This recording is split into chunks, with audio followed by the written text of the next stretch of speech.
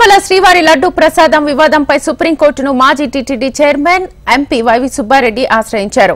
నిజానిజాలు నిగ్గు తేల్చేందుకు కమిటీ ఏర్పాటు చేయాలని, అది సుప్రీంకోర్టు పర్యవేక్షణలోనే జరగాలని పిటిషన్లో వైవి సుబ్బారెడ్డి పేర్కొన్నారు. వైవి సుబ్బారెడ్డి పిటిషన్పై అక్టోబర్ 4న సుప్రీంకోర్టు విచారణ చేపట్టనుంది.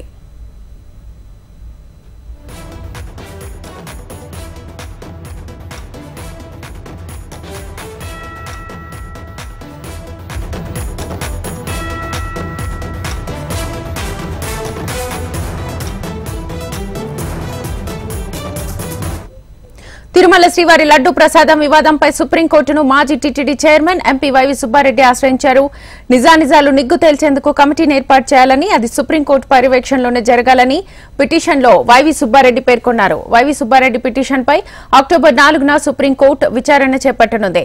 ఇదే అంశానికి సంబంధించి ఫుల్ డీటెయిల్స్ మా ఢిల్లీ ప్రతినిధి శిరీష్ అందిస్తారు. శిరీష్, శ్వేత, తిరుపతి లడ్డు వివాదానికి సంబంధించి వైసీపీ రాజ్యసభ ఎంపీ వైవి సుబ్బారెడ్డి దాఖలు చేసిన పిటిషన్ ఏదైతే ఉందో దానిపైన సుప్రీంకోర్టు వచ్చే నెల 4వ తారీఖున సమగ్రమైన విచారణ అనేది కూడా చేపట్టనుంది. అయితే దీంతో పాటు మరికొన్ని పిటిషన్లన్నింటి కూడా దాఖలై ఉన్న నేపథ్యంలో వాటన్నింటినీ కూడా కలిపి ఒకేసారి విచారించేందుకు ఆస్కారం ఉన్నట్టుగా కూడా సమాచారం.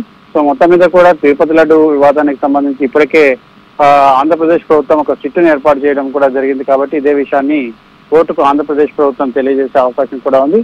సో ఈ నేపథ్యంలో సుప్రీంకోర్టు ఆ సీటు దర్యాప్తు కాకుండా మరే దర్యాప్తుకు ఆదేశిస్తుందా, లేదా సీటు దర్యాప్తుకి ఆదేశిస్తూనే ఒక నిర్దిష్టమైన సమయం అనేది కూడా నిర్ణయిస్తుందా అనేది కూడా చూడాల్సింది. సో ఏదైనప్పటికీ 4వ తారీఖున దీనికి సంబంధించి నిర్ణయం అనేది కూడా జరగచ్చు. రేపు సాయంత్రం సుప్రీంకోర్టు ప్రధాన న్యాయమూర్తి డివై చంద్రచూడ్ తిరుమలకు వెళ్తున్న నేపథ్యంలో ఆయన తిరుమలని సందర్శించుకున్నారు.